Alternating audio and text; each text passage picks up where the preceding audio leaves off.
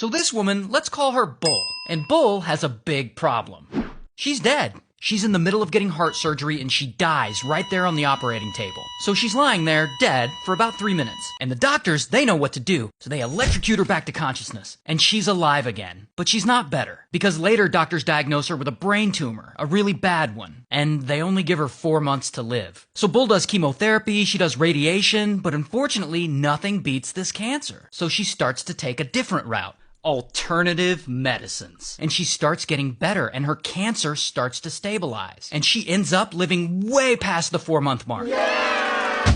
Until Bull decides to share her story on Instagram, and she starts pushing the alternative cures that helped her. And things really take off for her. I mean, people love her. I mean, her Instagram blows up, she gets lots of fans, tons of support, she creates a wellness app, and the app is so popular, Apple wants to partner with her and make it available on the Apple Watch. She creates a cookbook, she raises a bunch of money and donates it to charity. Things are going really well for her.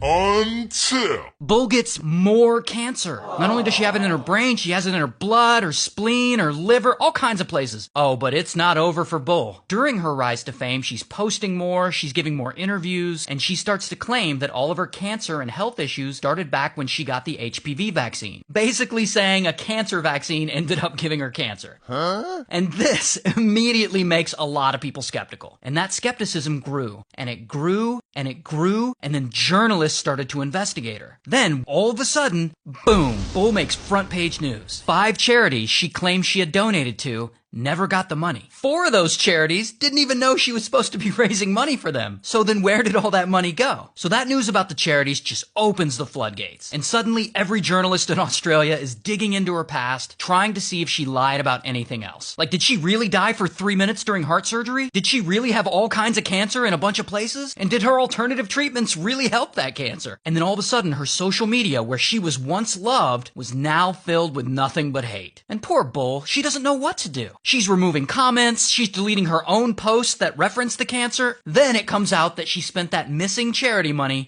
on herself. Leasing a luxury car, vacations, clothes, new veneers, and people are pissed because they were lied to. Then Apple removes her app from the App Store and the book publisher withdraws her book from sale. And during all this chaos, Bull is like, okay, I can fix this, I just have to do an interview. So she sits down to do an interview with the Australian Women's Weekly. And it goes about as well as you would expect. I mean, pretty quickly the interviewer asks her if she has or has ever had cancer. And to everyone's surprise, Bull doesn't lie. She actually says, quote, "No, none of it is true." So why did she say she had cancer when she clearly didn't? Well, in a later interview, Bull actually claims that her doctor had tricked her into believing she had cancer. And of course, journalists look into this, and it turns out that doctor doesn't exist. So that was also a lie. Now, eventually, the Australian government, they investigate all this, and they end up fining Bull like $410,000 for making false claims about donations to charity. Then, she doesn't show up to any of her court dates, she doesn't pay any of her fines, and eventually police have to come raid her house and seize items to recoup the unpaid fines. A year later, the fines still weren't paid off and they raided her house again. And all this happened in Melbourne, Australia, so shout out to Australia.